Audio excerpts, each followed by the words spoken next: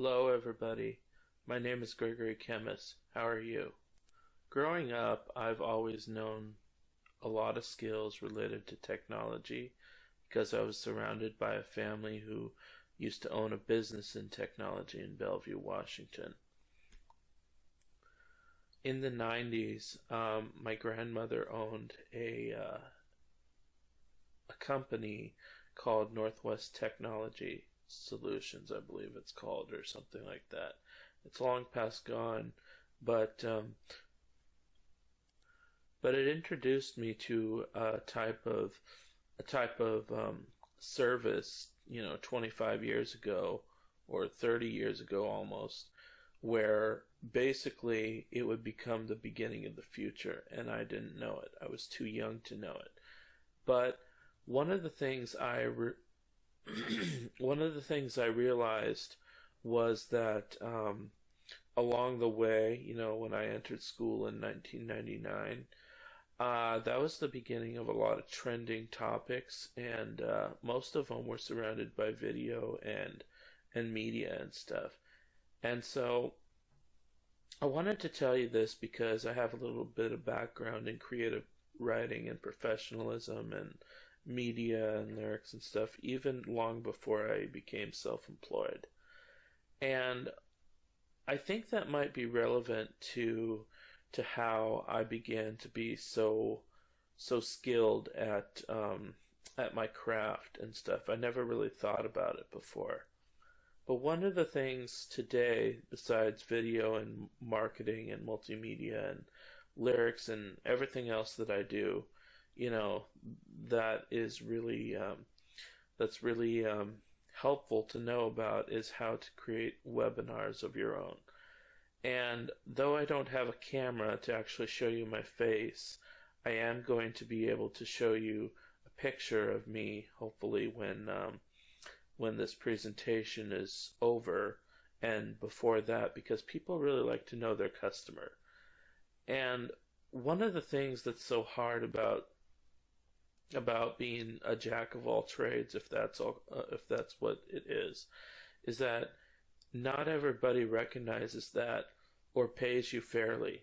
And so one of the things I wanted to introduce to you in a couple of courses is how to get your brand, how to get your skills, how to get your work out there so that people will know what you do and who you are. And I wanted to basically give you some examples of this while I prepare my materials for you. So if you can, stay through the entire presentation. It's going to teach you a couple things, and I hope you will get some benefits out of it. Thank you very much. Bye.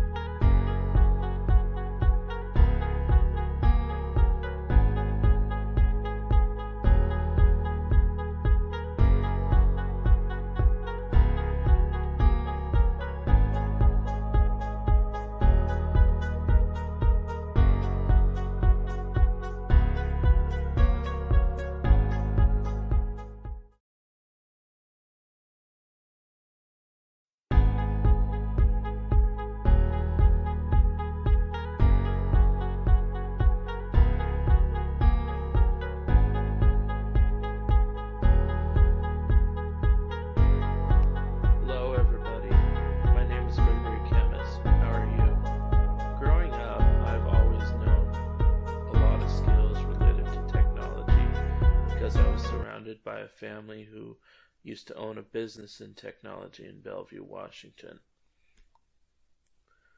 In the 90s, my grandmother owned a company called Northwest Technology Solutions, I believe it's called, or something like that. It's long past gone, but it introduced me to a type of service, 25 years ago or 30 years ago almost, where basically it would become the beginning of the future, and I didn't know it. I was too young to know it. But one of the things one of the things I realized was that along the way, when I entered school in 1999, that was the beginning of a lot of trending topics, and most of them were surrounded by video and media and stuff. And so I wanted to tell you this because I have a little bit of background in creative writing and professionalism and media and lyrics and stuff, even long before I became self-employed. And I think that might be relevant to how I began to be so skilled at my craft and stuff. I never really thought about it before. But one of the things today, besides video and marketing and multimedia and lyrics and everything else that I do, that is really that's really helpful to know about is how to create webinars of your own. And though I don't have a camera to actually show you my face, I am going to be able to show you a picture of me, hopefully when this presentation is over and before that, because people really like to know their customer. And one of the things that's so hard about being a jack of all trades, if that's what it is that not everybody recognizes that or pays you fairly. And so one of the things I wanted to introduce to you in a couple of courses is how to get your brand, how to get your skills, how to get your work out there so that people will know what you do and who you are. And I wanted to basically give you some examples of this while I prepare my materials for you. So if you can, stay through the entire presentation. It's going to teach you a couple things, and I hope you will get some benefits out of it. Thank you very much. Bye.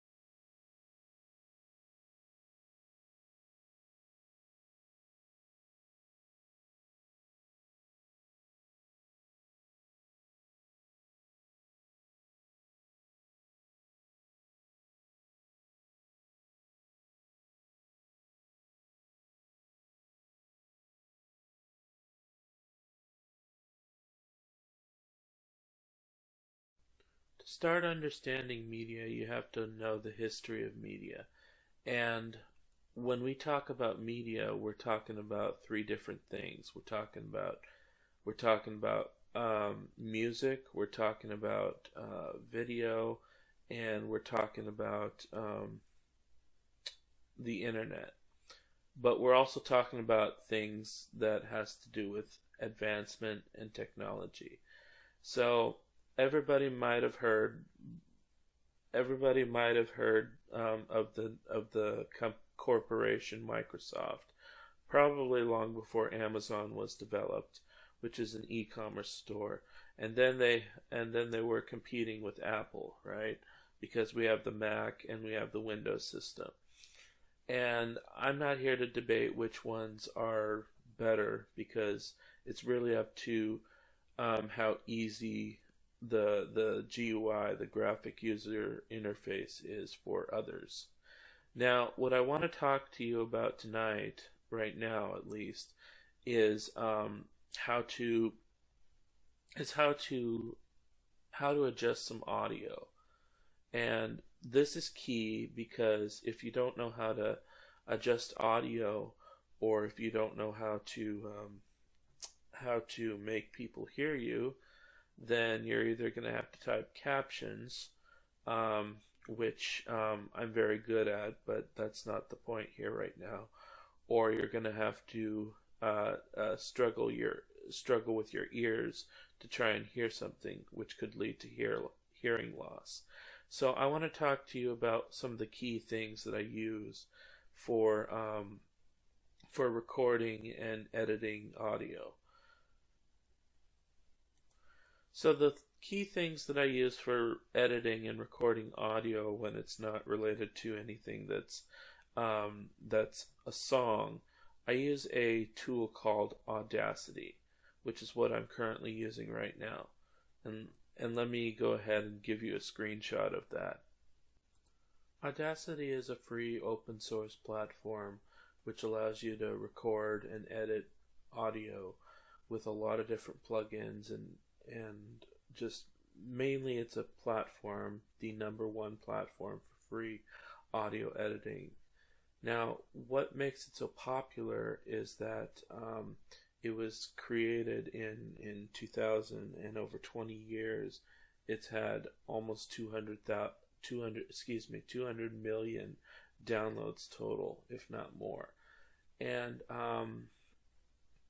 one of the things that it is so important to note about is that it allows you to use plugins to de-ess, which is critical for audio. It also allows you to use plugins to reduce noise, adjust the volume, the bass, the treble, and that's just not even amplify, remove vocals, just a lot of different things, and that's not even getting started. So I wanted to go ahead and introduce to you this platform, because this is a key element to knowing what to do. And one of the things you got to do, because I'm not doing it right now because I'm recording, but one of the things you got to do in audio editing is to de-ess and then amplify your volume. Otherwise, people are not going to hear you. So I'm going to go, in the next slide, I'm going to show you a screenshot or two about what to do. Thanks.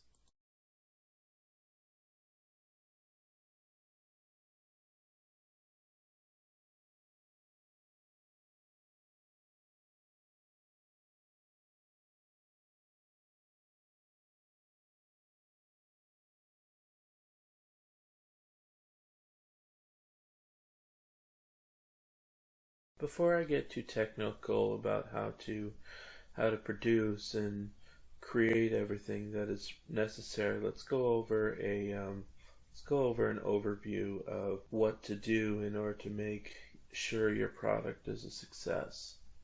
So obviously the end goal is to make media sales and earn royalties, and this means that you have successfully created the project, correct?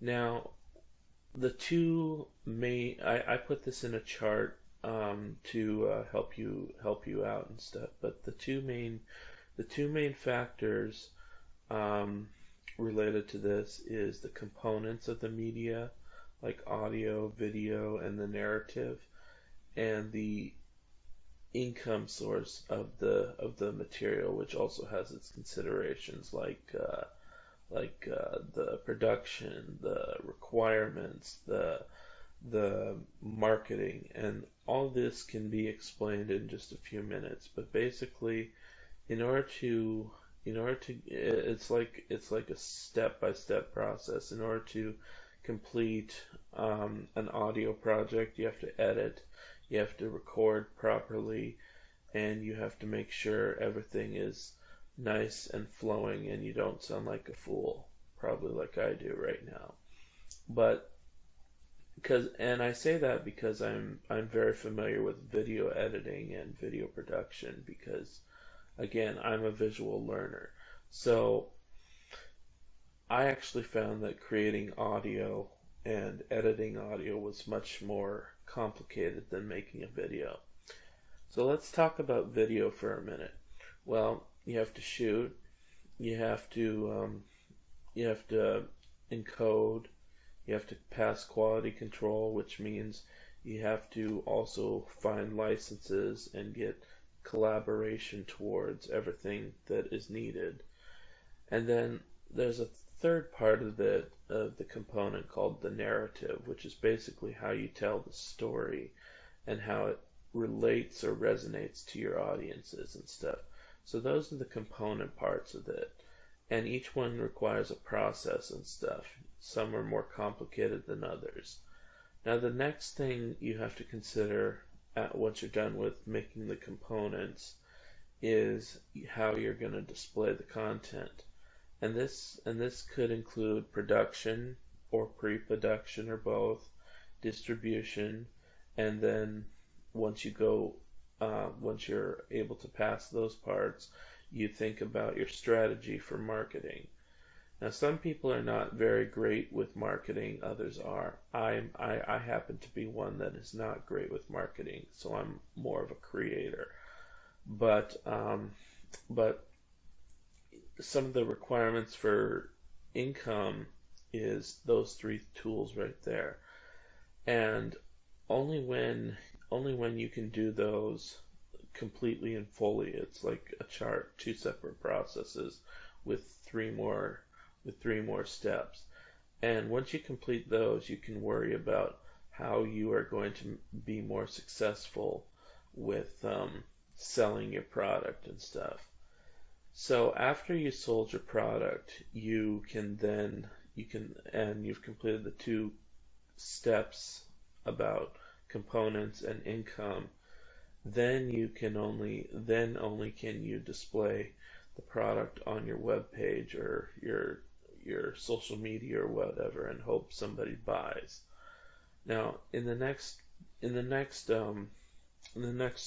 section, I'm going to go ahead and tell you a little bit about how to show you some technical steps of composing, and then I'm gonna also talk to you about how to market. Keep in mind, I'm not a professional with marketing, and I've been a self-taught person for a very long time, but I'm trying to share with you what I know, and so I hope you'll tune in. Thank you.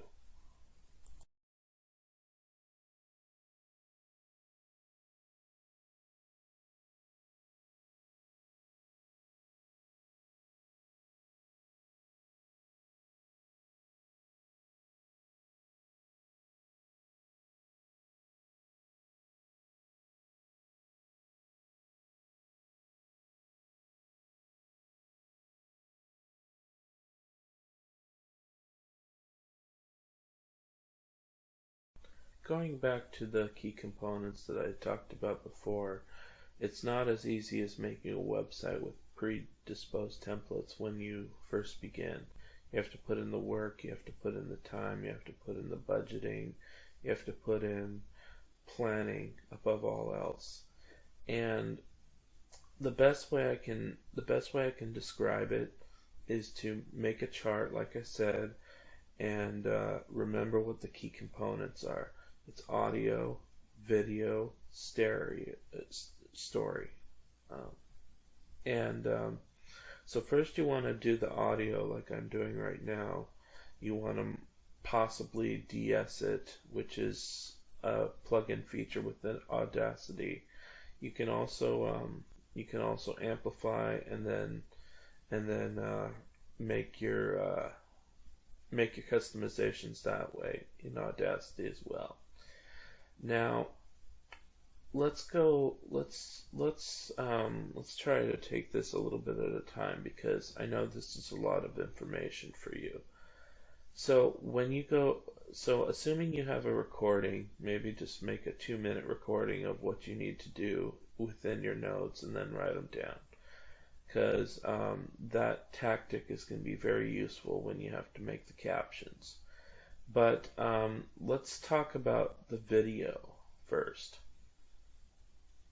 You can make a video anywhere you want to on the phone. Probably just use a smartphone and a tripod, like I did for all 3 of my documentaries called the One by One documentaries. I made those from 2016 to 2018, and it was an experience. It really was. I won't lie, but it was something I was so glad to do and get off my chest afterwards. So about the video experience, you want to make sure that you have an adequate camera, but you also want to make sure that you know how to cut, you know how to shoot, you know how to edit, because not everybody speaks the same language and stuff. And sometimes for TV you can't have a lot of guns or violence or sex or anything else. So you want to make sure those parts of it are covered. You also want to make sure you know your audience as well, because even though this is big in marketing and I don't know my audience as well as I should, at least on that project, you want to know your audience as well, because not everybody is going to be okay with mature audience film, or most of the time they're probably going to be sensitive or younger viewers, as young as teenagers or 10-year-olds or something. So you want to make sure you know your audience too.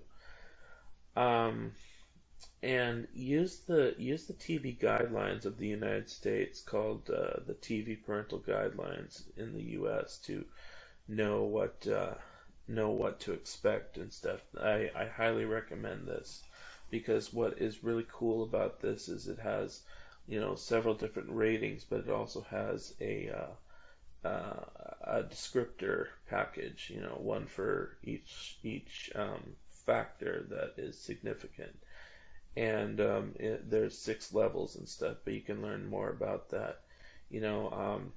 I think it was President Clinton in 1997 who first implemented that system, and now it's been, long since FCC mandatory compliance. So that's just one example of knowing your audience.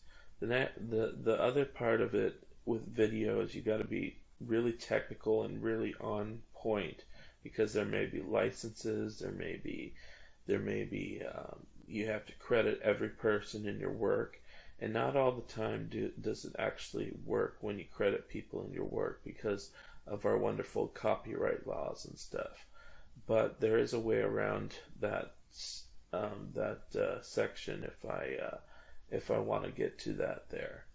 It's called fair use, and fair use is especially helpful for education and documentaries and nonprofits and stuff. But study more on that with the Copyright Office. As far as storytelling, this is the major component, which is more important than audio or video itself, because storytelling is the one that portrays your message the best. And of course, I think I'm exempt from I think I'm exempt from the standard where basically I was able to produce and complete almost 5.5 hours of video and turn them into a documentary each episode. But technically, if you're one of the regular users, you maybe have 10 seconds to portray your video. Now, 10 seconds is the attention span anymore, and I hate to think that people are that bored or that unintelligent anymore, because that's a rare trait. But apparently, if you want to tell your story, you need to, and if you want to tell it within an hour or two, you need to have some points, you need to have some scenes, you need to have a clear direction on where you're going. And just so you know, the reason why I was able to do it for so long, like 5 hours each or more, is because I had so much information and I didn't expect everybody to go ahead and watch them in one setting. Now, it's possible that you can, but I wouldn't recommend it. But this is the direction you got to go, because only when you have perfect audio, perfect video, and much more importantly, perfect storytelling can you think about how complete your components are. So this is key, because that's only half of the battle.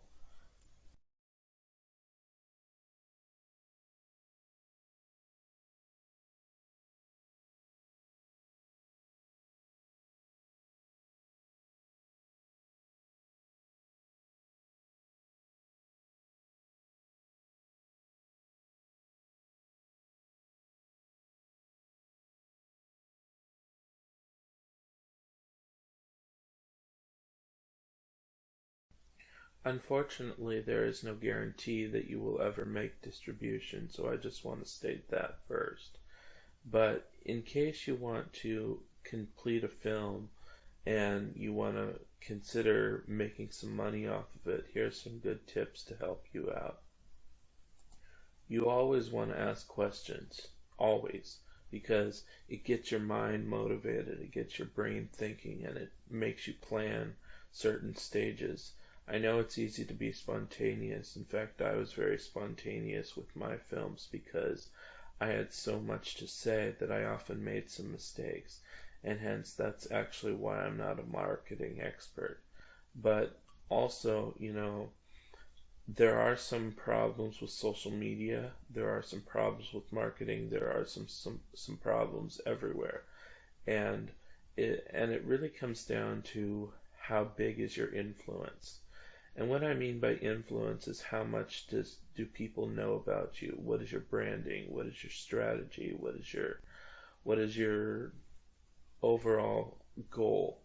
And again, this really takes time, so I want to break some stuff down for you. But I have some general tips right now. First of all, you want to always take notes. Okay? Even I had to go back and see some notes that I've taken before, because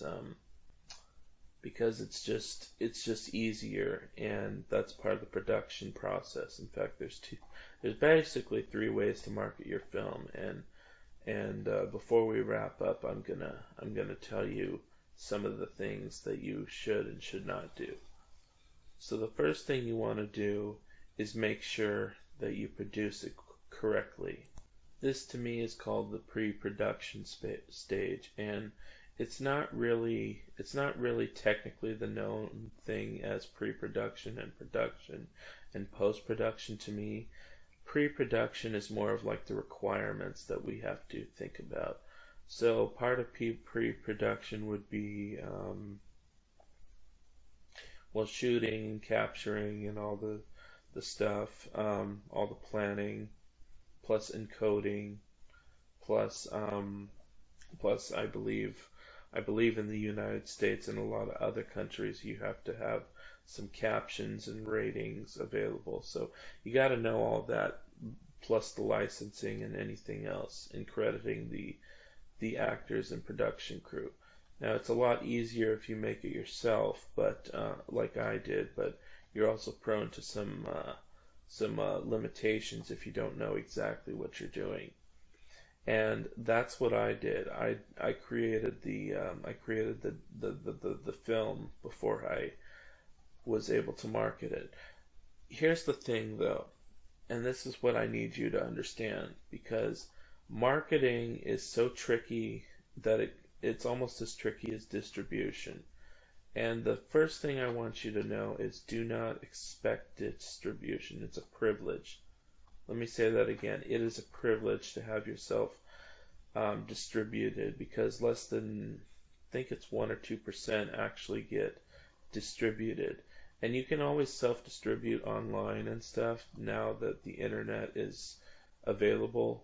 But wouldn't it be cool if you could get your films in theaters or cable or something because you actually did it right? So when you actually have that option, you know, you either got to figure out how to pay the fees or you got to pay a percentage and stuff. So that's also a part of the pre-production phase.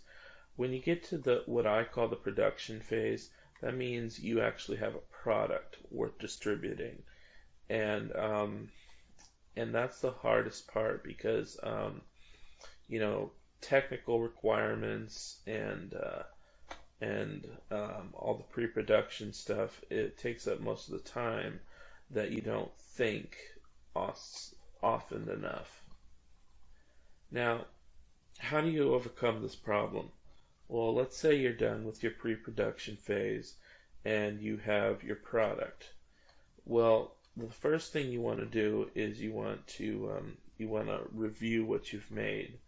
Then you want to submit it to people, you know, professionals, because 9 times out of 10, your film, no matter how good it is, won't be accepted.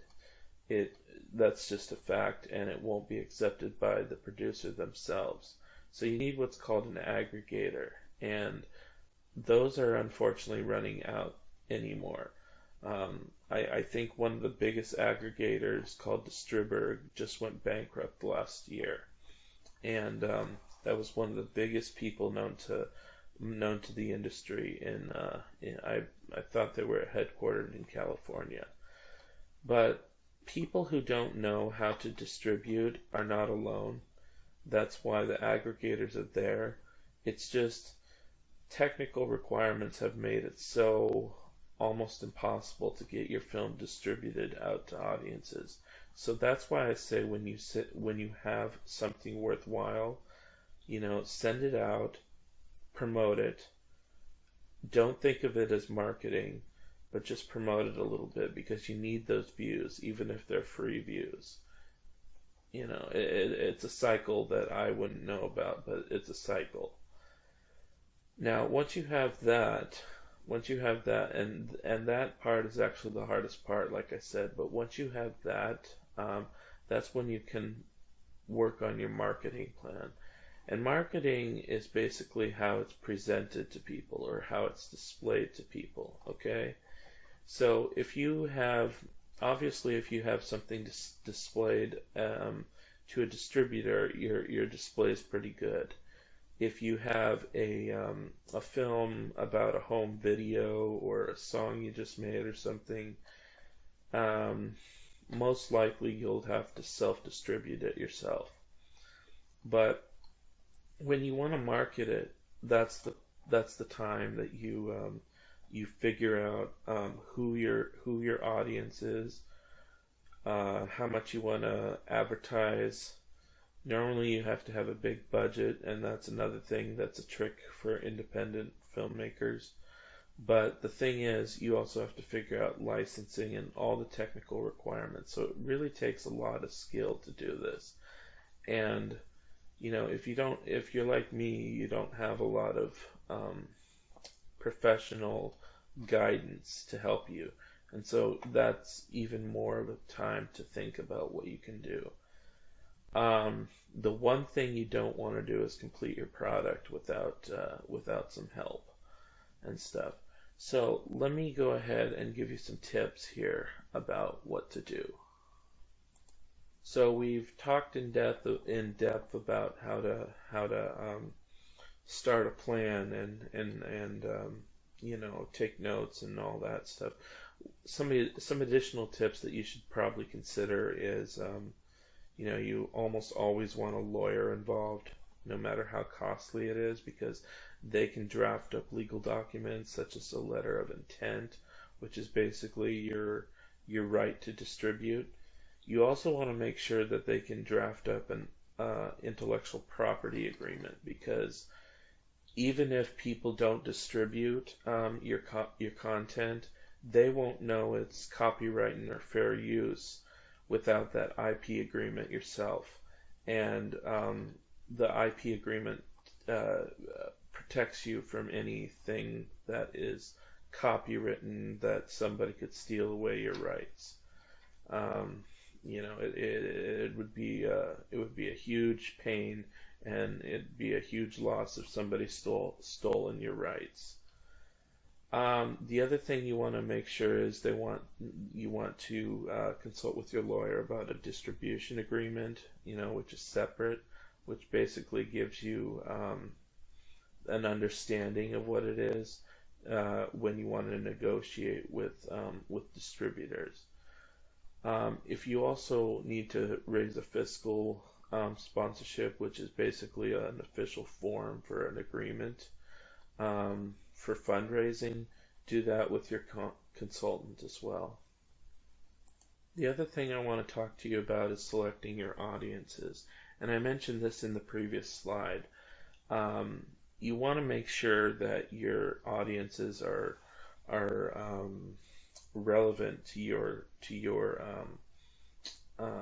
project. I mean, again, if you have a film that's for 14-year-olds and stuff, you generally want to find people that are at least 14 and maybe no older than 35. That's just a recommendation. Same thing with a mature audience film that's 17 to 35, and this is important because a group of teenagers to 35-year-olds will likely have more success than anybody younger or older than that age. So that's something to consider as well. I want to try and tell you one more thing quickly. If you can understand and if you can actually find a distributor, then don't take them lightly. Again, this is the biggest thing. Consider it a privilege, and just make sure you do everything right, because your royalties and your project is at stake. And once you have that basically concludes the marketing portion of it. I mean, you can also share on social media. In my opinion, it's not very effective, but you just come up with ways to promote everything and see how far it will take you.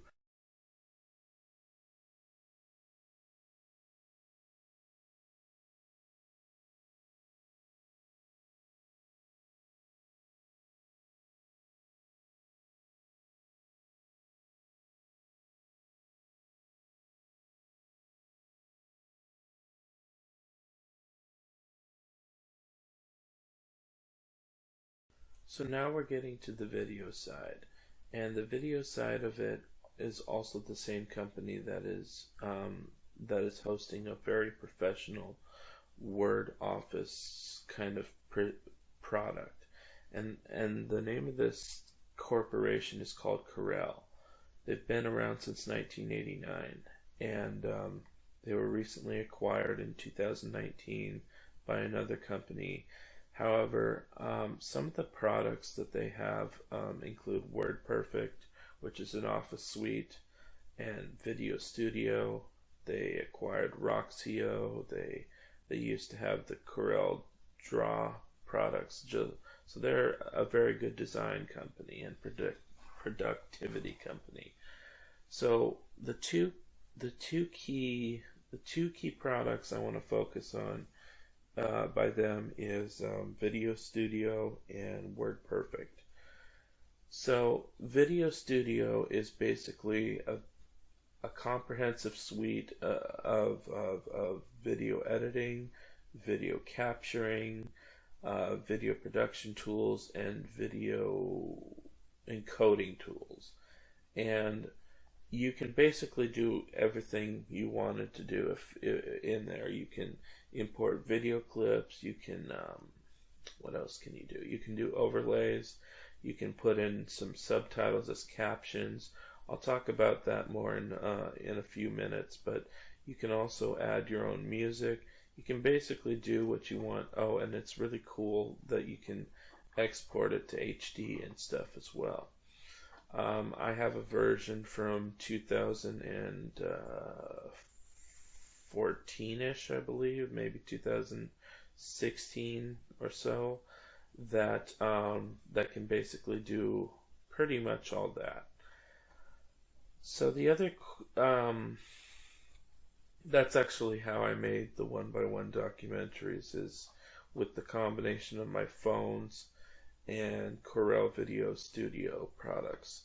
The other thing that comes to mind when marketing your materials is drafting a lot of documents in WordPerfect, and then publishing to PDF from WordPerfect as well. So this includes like a producer's note, this includes copyright notices, this includes pretty much anything you can write with. But the really cool thing is, I believe it is as of WordPerfect X7 I had in 2014, you can publish it to PDF integrated. And not just that, you can publish it from spreadsheets, you can publish presentations. I'm not in any way related to Corel, but I am just telling you that that is probably the best way to go as far as composing and marketing and producing your content. In a couple minutes, I will be showing you just a couple of examples of what the screen looks like, and we will also go from there. But we're gonna wrap up this presentation sometime soon, I promise. Thank you. The other thing I forgot to mention is Corel Draw has a website designer, and though I didn't make my website with Website Designer, I did make a website myself.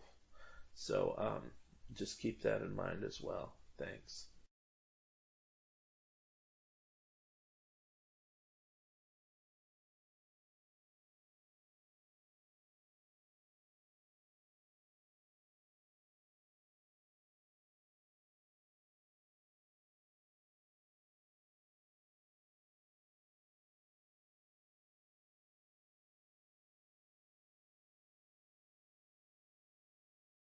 I want to talk to you about one more critical thing for your success, and that's to build a website.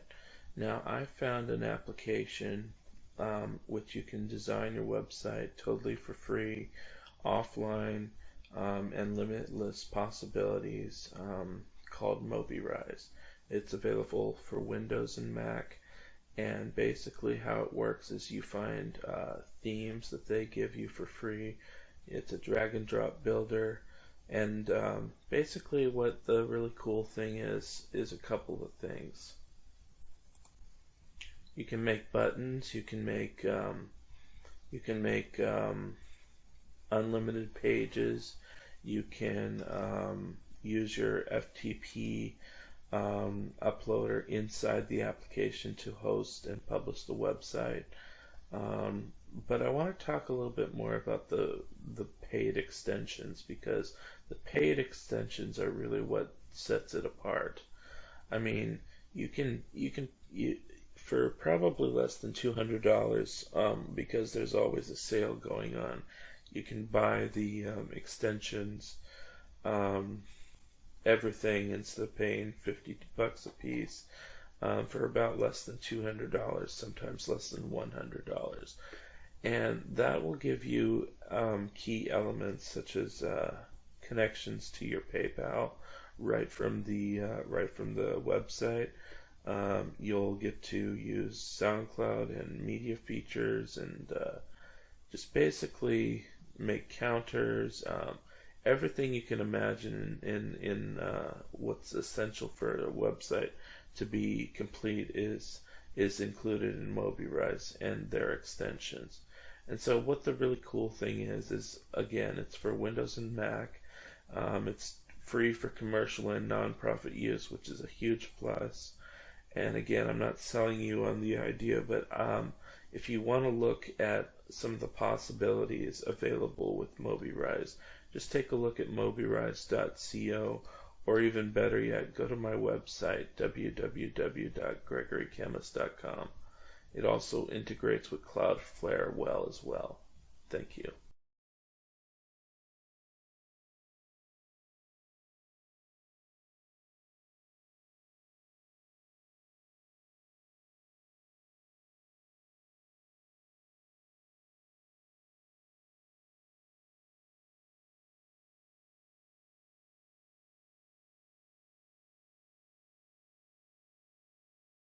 I want to tell you about one last thing that is required of you to be a success in marketing and everything else. Everybody needs accessibility, and that's where closed captioning comes in. By law, it's required in the United States and probably some other countries. I want to tell you about a little secret about how to generate them, and I'd probably charge for it, but it's included in this presentation. You know, all this information that I'm giving you over the last few slides is very valuable information if you know how to use it right. So I want you to go to a I want you to go to a website called divxland.org, and you will see, or you can just look at the screenshot in this in this slide. But basically, what you see is a drag and drop interface where basically it lets you preview the video.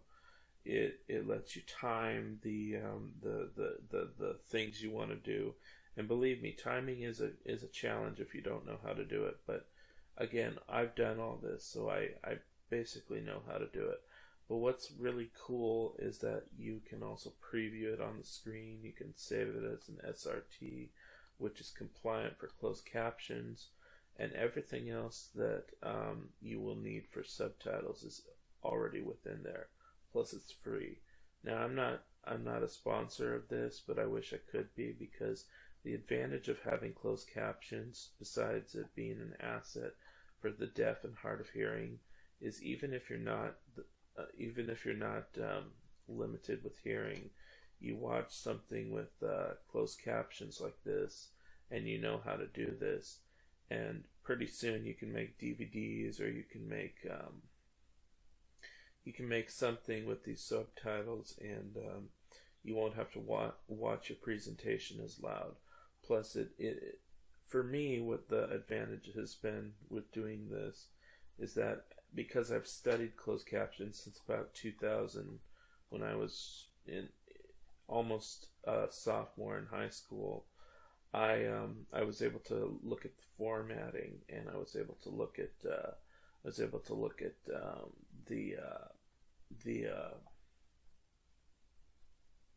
formatting almost all the time when I would watch it. And what I learned from it is it improved my English fluency almost 2,000% over 10 years. And so I really encourage you guys to learn how to do this, and you can learn how to do this by simply typing out what you want to say, like a script, and then timing it, and you can place it on your video. You can even preview it on your video with this application. This application is something beyond my belief when I first saw it. So I want you to check it out. Thanks.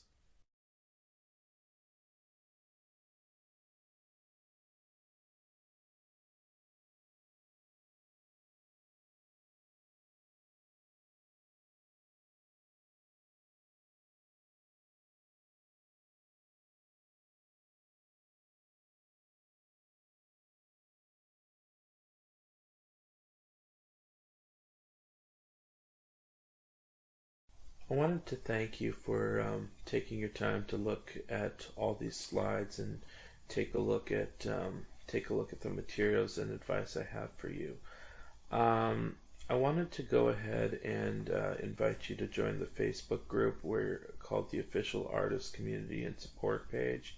The Facebook group is a private group and it's free to apply. That's where we're going to communicate with everybody who wants to join it, and that's going to give you updates and other things that for free, that as like a self-paced type of communications between members and stuff. The other option you have is to join the website with a couple membership deposits, and you can get more things like consultations. You can get content. You can get as soon as it's available, you'll be able to get some courses as well. I also wanted to let you know that if you're interested in us doing some projects for you or some affiliate marketing, you should sign up for membership, as only certain types of audiences will get done for you projects. So if you want to go ahead and check out my website, www.gregorychemist.com. That's the official artist community and membership page for the paid clients. If you want to become involved but aren't quite ready yet, join the Facebook group, as you can have a lot of discussions and stuff. Of course, I am the administrator of everything else, but I'm pretty welcoming towards new prospects.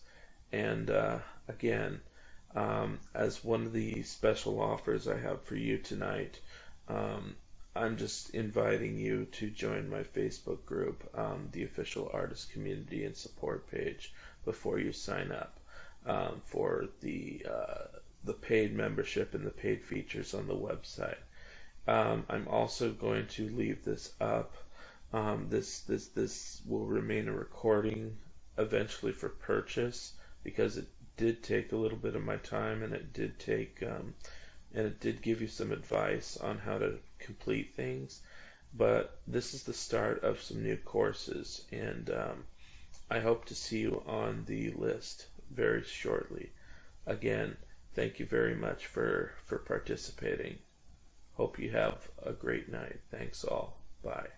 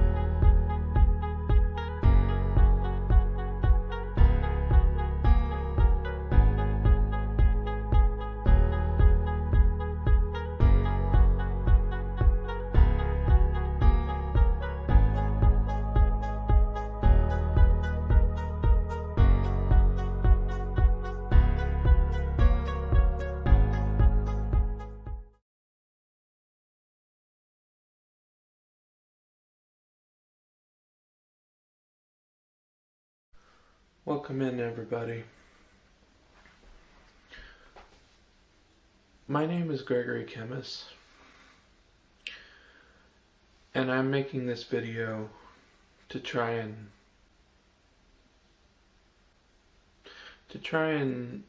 explain and discuss with you why it's important to support your local songwriters.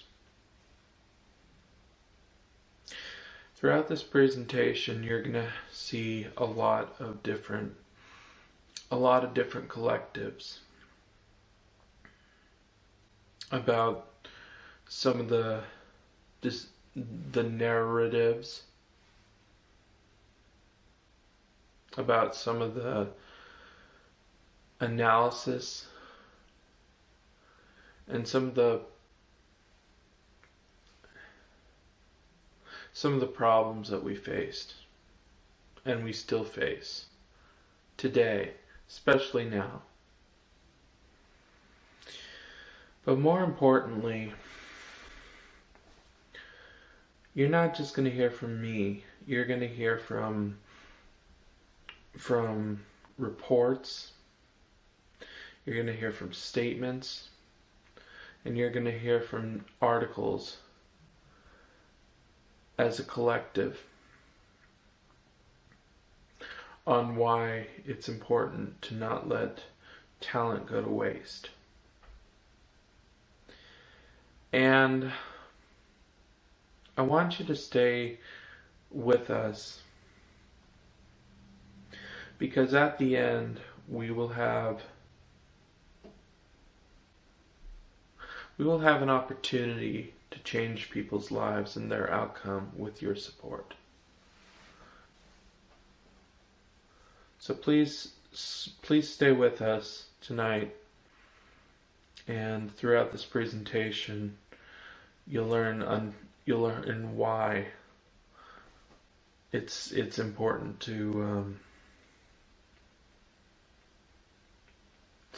to take this to heart. Thank you.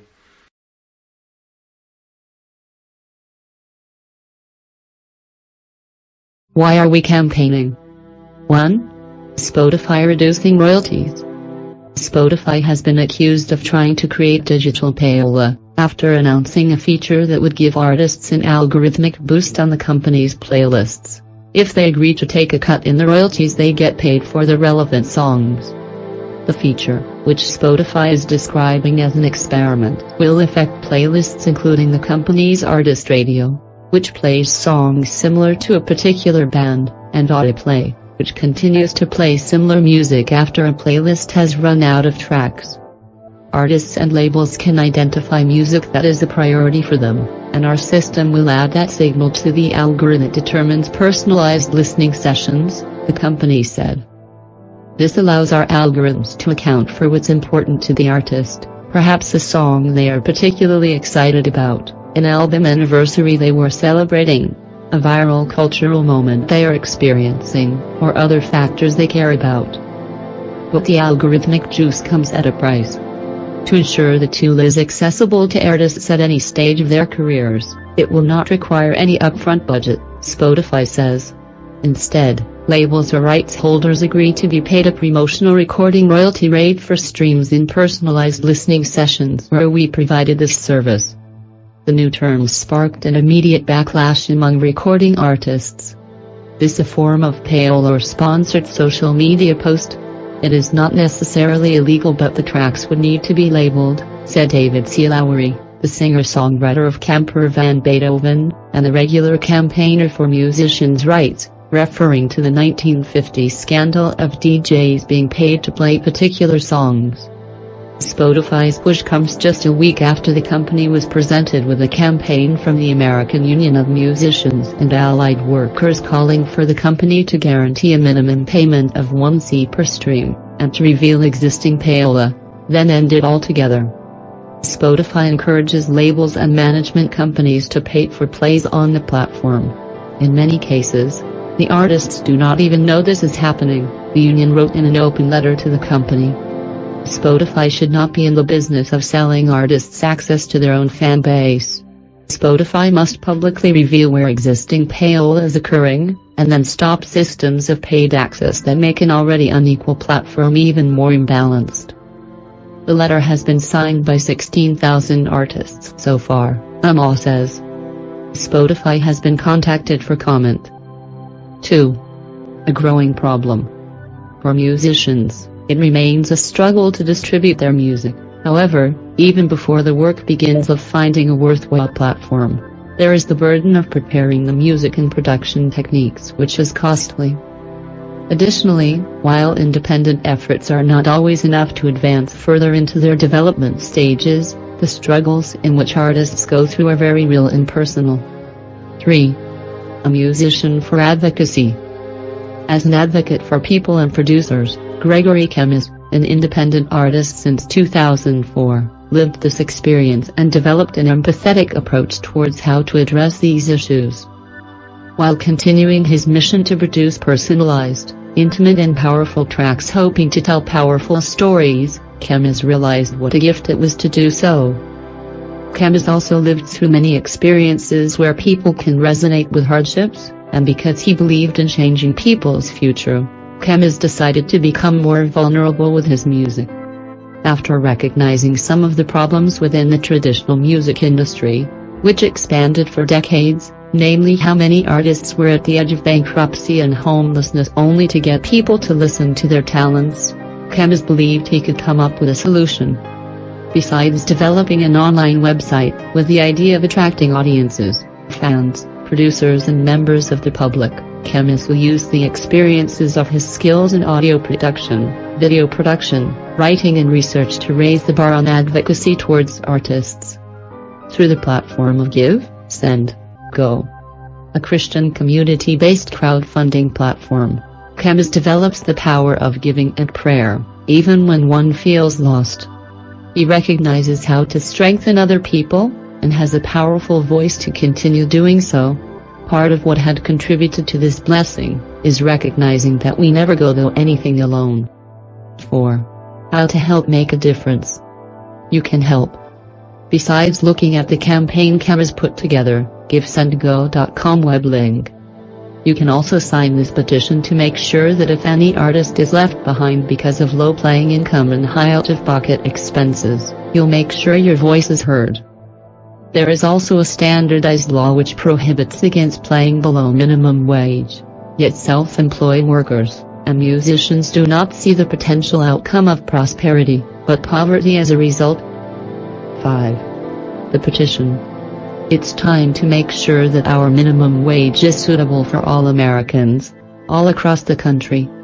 If you believe that arts are an essential part of a thriving community, but you don't believe that they are getting paid enough on royalties alone, please sign this petition.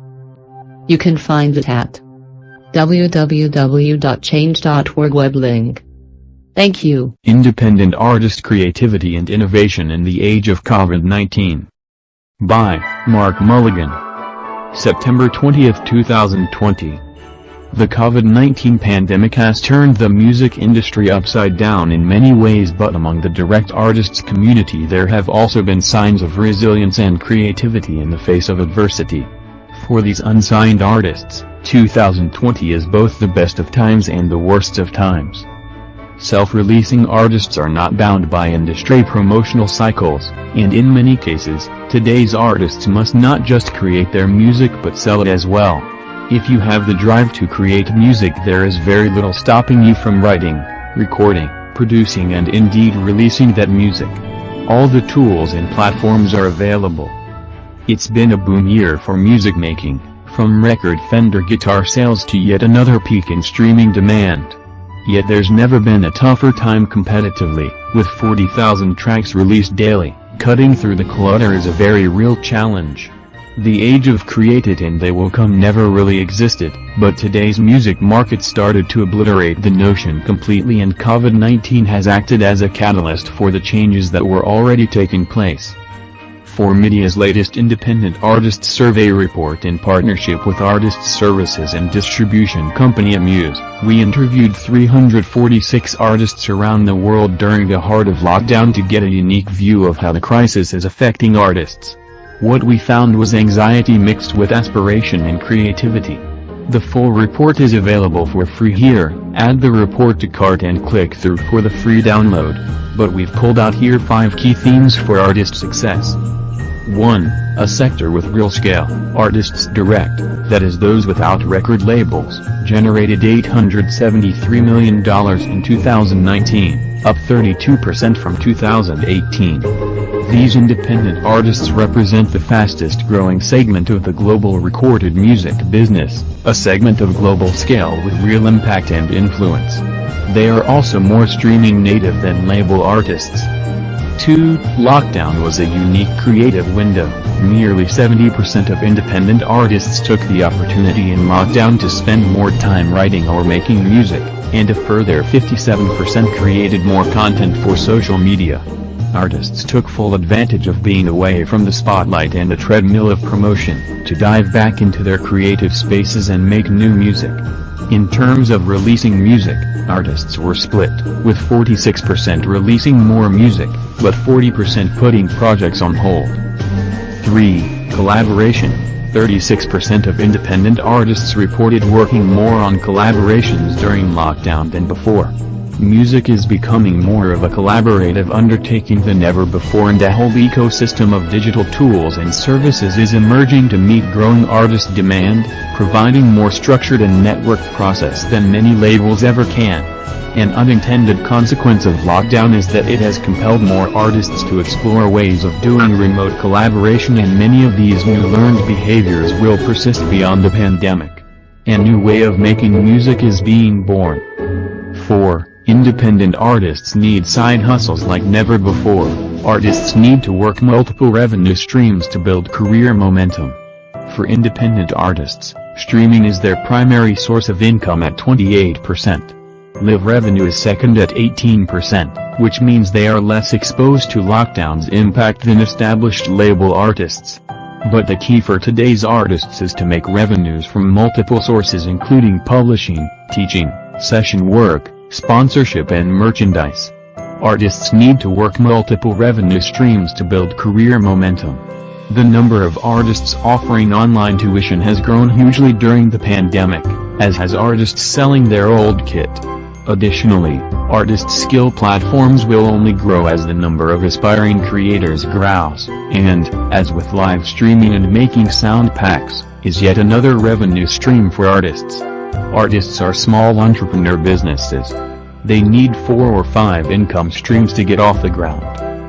5. Marketing IQ is becoming key. Half of all direct artists do their own marketing, with 1/3 managing their own marketing budget, but less than 1 in 5 are working with a distributor or label on marketing activities, and 40% spend nothing at all on marketing. Artists are self-reliant but still inexperienced with marketing, and most are not making the most of the tools available. While almost 2/3 of artists are using Spotify for Artists, few of them are using any other marketing-related tools. The independent artist must know that marketing is about research, experimentation and persistence, and is even more important for independent artists that do not have labels to do this work for them. Making and marketing music is both getting easier and harder at the same time. Easier because artists can be in control, releasing music when you want to, growing and using social media, seeking out like-minded artist collaborators and sponsors, not having to rely on paymasters or gatekeepers. Easier also because artists can go global right from the beginning. On the other hand, the road to a career is longer and possibly never-ending. The gap between artist and fan, creator and consumer is narrowing. Equipment makers are having a boom year, and one of the many things people have done with more time on their hands is fulfill their passions. So, for aspiring independent artists, a whole new wave of competition has arrived in the form of talented amateurs, armed with the tools and the time to make their own entertainment. On the other hand, the road to a career is longer and possibly never-ending. The gap between artist and fan, creator and consumer is narrowing. Equipment makers are having a boom year, and one of the many things people have done with more time on their hands is fulfill their passions. So, for aspiring independent artists, a whole new wave of competition has arrived in the form of talented amateurs, armed with the tools and the time to make their own entertainment. The independent artist sector had another boom year in 2019, and the early signs are that it has not only weathered the COVID-19 storm but has made the best of a bad situation, seeing lockdown as an opportunity to create, experiment and innovate. Which should not surprise us, as after all these are some of the defining characteristics of one of the most important and exciting elements on the modern music business. Pathfinding through the pandemic requires innovation and patience, and it looks like the direct artist sector has plenty of both. The Song Economy, Part 3. Creating Song in the Economy. By Keith Jopeling. August 13, 2020. In The Song Economy is just getting started. I looked at how major catalog songs such as Journey's Don't Stop Believin', Toto's Africa and Mariah Carey's All I Want for Christmas Is You had all spent many years accumulating streams, audio and video, radio plays and ultimately for their copyright owners, revenues. In Part 2, Making Songs Even Bigger, I looked at how marketing has evolved around the song and how songs managers and marketers can go even further. Now, in this final part of the series, I look at creators in the song economy and how songwriters and artists are thinking about how to get their music heard in the new music industry. I have recruited some special help in the form of viewpoints from 3 creators. Mxmtoon, also known as Maya, a singer-songwriter from Oakland, California, who has 6 million monthly Spotify listeners and 300 million streams. Her debut album, The Masquerade, was released in September 2019, and the 2-part EP released Dawn is now released. She makes the podcast 21 Days with Mxmtoon on Spotify. Björn Ulvaeus, Swedish songwriter, producer, member of ABBA, co-composer of the musicals Chess and Mamma Mia, and current president of CESC. Helene Lindvall, songwriter and musician who writes for and with recording artists on both sides of the Atlantic, including Roger Sanchez, Jörgen Olofsson, The Dark Tenor, Donny Senior and Minerva, and is a member of the board of the Ivors Academy based in London. I asked all 3 the same set of questions, all related to the challenges and opportunities of creating music in an environment dominated by streaming and where the next song matters above all else. Q. What is the best route to making a living as a songwriter in the song economy? Mxmtoon. Find ways to monetize. Whether it's YouTube videos, subscriptions on Twitch streaming, collecting on-stream royalties, all of this adds up in the end. So be mindful of what areas you're venturing into and try to make sure you're collecting. Björn. Since I was elected president of CESC in April, I've been reaching out to songwriters trying to learn what it's like to be one today. Much harder than when I started, that's for sure. I was very lucky to have 2 mentors when I had my first hit in 1963. One was a music publisher and the other a record producer. They taught me that the whole music industry is revolving around the song. I think that's still true, although not reflected in royalties. One thing I've noticed is that creators today have to be much more commercial in every way, and the writing seems to have to happen at great speed. Once our royalties started coming in, then the Anderson and I could concentrate on songwriting and songwriting only for maybe 4 to 5 months a year, 7 hours a day. On average 14 songs a year. That's a lot of not good enough stuff down the drain, and it's how you get sharp and recognize the good stuff when it chooses to appear. I wish there was a way to create that kind of environment for songwriters today. Helene, fiercely, work to become a great writer by finding your own voice as a writer, what makes you unique as a songwriter. Secondly, learn how to produce. You're more likely to make a living if you have the added skill and produce the songs you write. You will also then be more likely to get pulled into album projects by writing with the artists, which vastly increases your chances of getting cuts on the final album. It also means that you will get points on the master and an upfront payment, unlike topliners. Having a song selected as a single increases the chances of having a record that gets played on the radio, and that will make you okay money. The chances of a songwriter making any real money from just streaming are incredibly slim. You need tens of millions of streams. Concentrate on getting syncs, and I'd suggest you also diversify into library music, if possible. Q.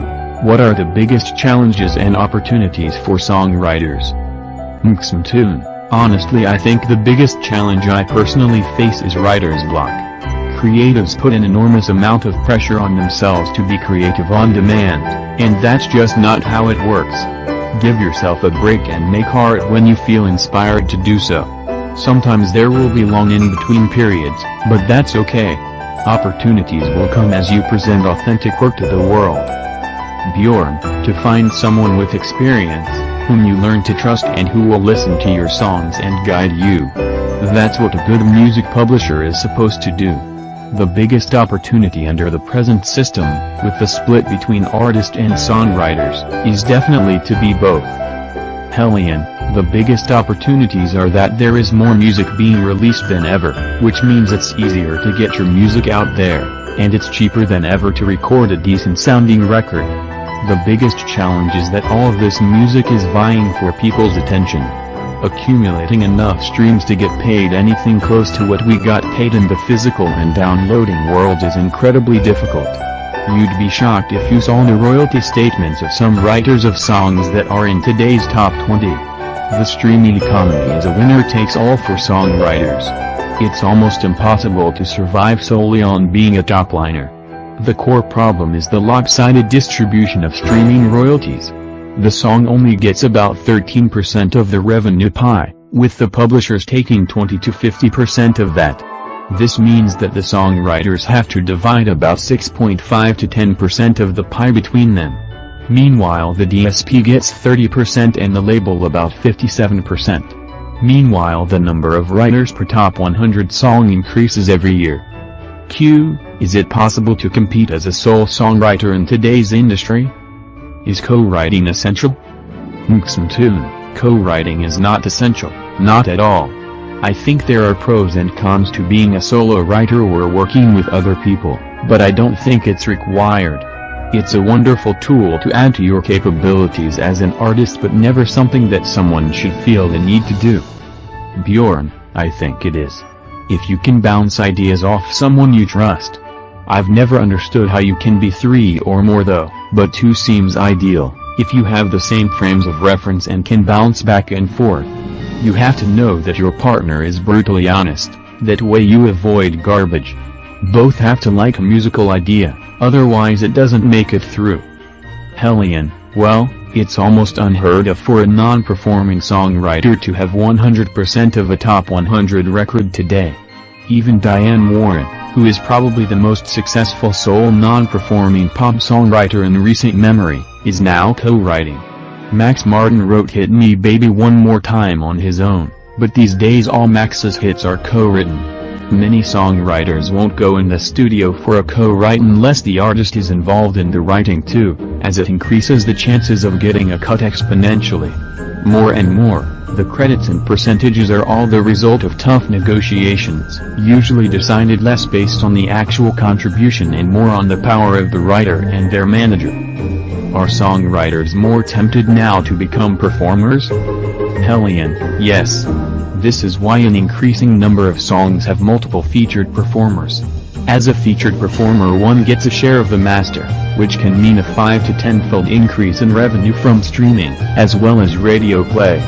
Note for example how Benny Blanco has his own artist page on Spotify and has feature credits on songs that he isn't performing on.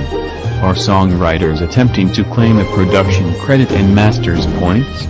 That's definitely an increasing trend. Top-liners are increasingly asking for vocal production credits too. Some songwriter managers are now adding 20% on top of the producer fee, which then gets distributed to the non-performer top-liners. Many songwriters are now asking for master's points, out of the label master share and not the artist share of the master. It's also important that any points awarded are not relying on recoupment. Bjorn, of course they are tempted to survive. A good singer, songwriter doesn't have to be cute, so looks don't hold you back so much. On the other hand, a pop group that doesn't include good songwriters is very vulnerable. Some artists become successful with other people's songs and after a while often think they can write themselves. That seldom works, so yes, they will have to collaborate. Collaborations will continue to increase. Mxmtoon, I think that there are different ways to make your path happen. Sometimes there will be people who gravitate to working behind the scenes in a writing environment, and those who like to be the face of a project as well. The most amazing part to me, in terms of how the music industry has shifted, is that either role can decide how much of performance or writing they want to do. People have more control over their destiny. In summary, the responses intrigued me a lot, with wisdom offered by all. Bjorn Ulvaeus was offering the benefit of experience from someone with an enormous legacy in pop songs, but Mxmtoon reveals a philosophical wisdom after just one album. It's a characteristic I have sensed from young creators starting out in today's music business: listen and learn from who you can, but forge your own path and know your own mind. Meanwhile, Helene Lindvall reveals the complexities under the surface for making a living as a non-performers writer, a tougher and tougher arena as team sizes increase on hit songs. The average is 4 writers for a top 10 hit song in 2020. As she also told me, as the fight for songwriters to get a larger slice of the streaming pie is an uphill battle that will take a long time, all the above are attempts to increase the share in a roundabout way, a temporary band-aid to help songwriters survive until there is a more structured way for them to get an equitable share of revenues. This final quote is revealing of the harder-edged side to the current business for many songwriters, and it's something media explores in some depth for a forthcoming analysis on the song economy. Time to Stop Playing the Velocity Game. By Mark Mulligan. July 3, 2020. We all know that streaming has transformed consumption and business models alike, but this is not a now completed process. Instead, it is one that continues to evolve at pace, and the dynamic of pace is the pivotal variable. Consumer adoption continues to accelerate in terms of both time spent and take-up. The streaming services, which are entirely geared to driving and responding to this behavior, rapidly hone their systems accordingly. Labels, artists, publishers and songwriters are stuck playing catch-up, running after the streaming train before it disappears over the horizon. The marketing strategies and royalty systems that worked yesterday struggle to cope today. But this upstream side of the music business is inadvertently making it harder for themselves to ever actually catch up. By trying to play by the new rules, they are in fact feeding the machine, ceding further control of their own destinies. It is time for a reset. Streaming's upstream fault lines. There are 3 major fault lines for the upstream music business. 1. Volume and velocity, releasing more music than ever before to meet the accelerating turnover of content. 2. The demotion of the artist. Once the centerpiece of music consumption, the artist is becoming a production facility for playlists. 3. Royalties. Royalty payments built for the much more monolithic streaming model of the late 2000s do not reflect the complexities and nuances of streaming consumption in the 2010s. Each of these are inherent attributes of the current model and favor the downstream end of the equation, that is streaming services, far more than they do the upstream. Each problem needs fixing. Volume and velocity. This is the most important and insidious factor, yet it is deceptively innocuous. Labels are releasing an unprecedented volume and velocity of music to try to keep up with streaming, especially the majors. But it is a Sisyphean task. No matter how many times you roll that boulder up the hill, the next one needs rolling up all over again, and the hill gets steeper every time. Spotify is adding around 1.4 million tracks a month, so, for example, if UMG wanted to release tracks on a market share basis, it would have to release 420,000 every month. Now that the data era has arrived in music, the risk of signing a new artist has been significantly reduced, but at the same time, an artist whose numbers are already trending does not come cheap to sign, nor does she come with a guarantee of longevity. Many artists can do enough to have a successful song, but far fewer can make a habit of it. Labels have to decide how willing they are to bet on an artist one song at a time. It feels impossibly hard not to play the game because everyone else is playing it and the system is geared that way. Feeding the velocity game habit is like feeding a crack cocaine habit. And yet, labels know better than most businesses that by breaking the rules, creative businesses can have more, not less, success. The demotion of the artist. Western streaming services, unlike many Eastern ones, are built around tracks not artists, and consequently consumption is too. Inadvertently, labels are feeding this dynamic because they are so focused on making tracks work that an artist is much less likely to be given the benefit of a long-term strategy if her songs do not stream. The problem with chasing streams is that the process for one song might not apply to another. Failing at streams will often be a reason for pulling the plug on an artist, simply because Plan B does not have a boilerplate. The more they push tracks, the more they help the deprioritization of artists. Fandom should come first, streaming second. A longer-term view is needed, one that puts building the artist's fanbase first and streaming second. If an artist has a large, engaged fanbase, then streams will usually follow. But if an artist gets a lot of streams on a playlist, the fanbase does not necessarily follow. Marketing campaigns need to shift emphasis to a longer-term, audience-centric focus. It may be harder to measure the near-term ROI with this approach, but it will deliver better long-term returns. Royalties. The broken record debate is not about to go away, especially as it will likely be 2022 before live music is operating at full capacity again and thus delivering artists the income they are currently missing. As I have previously discussed, this is a complex problem for which there is no single solution, but instead will require coordinated efforts from multiple stakeholders. A reassessment of the entire royalty streaming structure is needed from upstream to downstream. Downstream, we need to stop thinking that every song is equal. They are not. Listening to 30 minutes of 35-second storm sound songs in a mindfulness playlist should not be paid the same royalties as an album listened to its entirety. Also, some form of user-centered licensing solution is needed that rewards fandom, whether that is a user opt-in model, support favorite artists, or an actual rework of the royalty mechanism, or a combination of the two. Labels also need to work out how they can pay more to artists. Lowering their A&R risk exposure could free up some income. Of course, this is something that many have tried and failed at, but what if labels were to allocate 10% of their marketing budgets to top-of-funnel activity so that they can do even more work than they currently do around identifying talent early?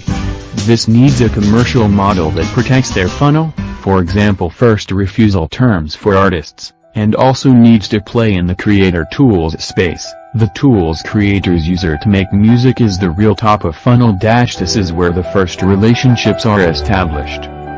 The holy grail for improving label profits would be for the label to improve the overall success rate for the artists in the portfolio. However, in the history of music, it is safe to say that no label has quite cracked it. Instead they live with it as a reality and a cost of doing business. Labels do though, have some margin slack to play with.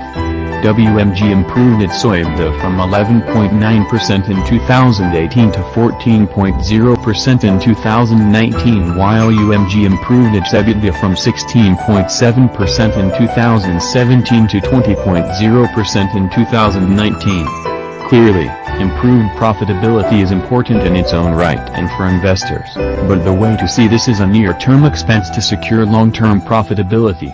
A label without artists is not a label. Breaking the habit. It takes a brave, some might say foolish, label to stop playing by streaming's rules of engagement, to risk losing share in those crucial playlists. But label business models are not structured for the economics of single tracks, dance labels accepted. Their P&Ls are built around artists. When streaming behavior started killing off the album, labels complained but then got used to building campaigns around tracks. However, this is not the destination, it is a stopover on the long-term journey towards a post-artist world. Plain streaming's velocity gain perpetuates an increasingly dysfunctional model. It feeds shortening attention spans, degrades the role of the artist and downgrades music to fodder for playlists. It is time to jump off a merry-go-round. Supporting independent artists, 2020. A statement from artist Bradford Loomis. Lately, I have seen a lot of fundraising campaigns for local musicians being started on the interwebs. It's not begging, it's an opportunity. This is the sign of our times, so to speak. If you hadn't heard, Recently, Universal Records bought EMI Records, thereby reducing the number of major labels to 3. That's right, 3. The big labels are dying out. And on their way out, they are homogenizing music to where it is becoming more and more difficult to distinguish one artist, or even one song, from another. There is very little creativity or ingenuity. Music has become so formulaic. The labels used to represent opportunity. They were the gatekeepers to either success or obscurity. If you could catch an artist representative's ear, and make a good impression, the stars could align for you. The downside to this framework was that they had all the control. There were very few options for success if you couldn't catch the wreath. That now, with fewer and fewer gatekeepers, the gates are wide open and unguarded. Now, if an artist works hard enough, is savvy enough, and innovative enough, they can make their own opportunities. Now the challenge is capital and support. In the past, if you could get the label's support, you were very likely to produce quality recordings. Without the support that they used to offer, the burden of the need for quality falls solely on the artist. It used to be that, if you like a band, you went to the store and bought their record. Now there are so many ways to stream music for free, you don't really have to buy it to listen to it. Here is the crux of the issue. If people don't buy an artist's music, the artist has less money coming in to go towards the next record. And, unless they are independently wealthy, they will have to find a way to monetize their craft to ensure its sustainability. As an artist in this very predicament, I am acutely aware of these circumstances. While I am a musician, I am also a husband to an amazing woman who supports me and my music in every way, and a father of 3 beautiful children. Together my wife and I decided, years ago, that we were going to lower our standard of living as much as we could, while still responsibly providing for the family. We needed to keep our overhead as low as possible to be able to do whatever was needed to pursue this endeavor. It's a hard thing when your artistic craft needs to make money, but that is what will make it a career viability. When I find an artist or band that I like, I try to buy something at their show or purchase their music from a site that will give them the largest cut of the proceeds, like directly from their website. I sign up for mailing lists, like pages on Facebook, follow them on Twitter, that way I can be aware of what support they need and how I can help. I'm not always able to provide that help, but at least I can spread the word. I figure when I bought records at the store back in the day, I was paying someone I had never met or and maybe not even seen, but now I can support someone local or independent. In other words, someone who needs it the most. I remember putting on this sweatshirt a long time ago, before I made my first documentary. It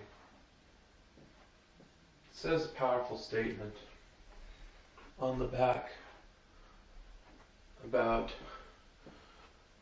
if you just believe, belong, and become.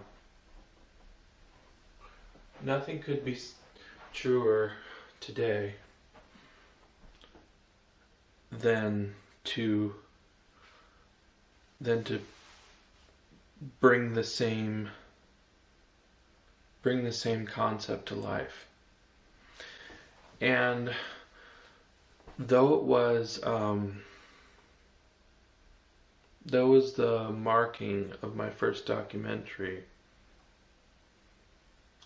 called the One by One Documentaries, I remember about 5 years ago being absolutely hell-bent on making it. And not only did I make 3 of them, but I've continued my career in media. As an independent artist, it really saddens me to know that could fade away. And it's even more disheartening to know that advocacy is not where it's supposed to be.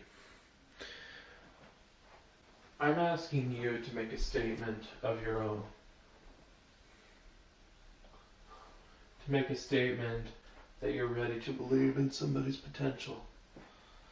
That you're ready to belong in someone's community, and you can become the advocate that that person needs to survive.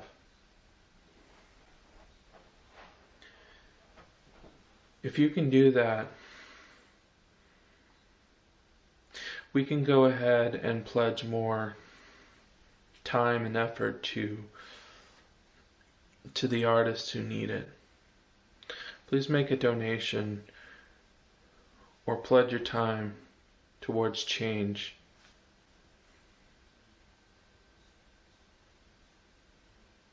Make a commitment today. We need you, and most of all, others need you too. Thank you.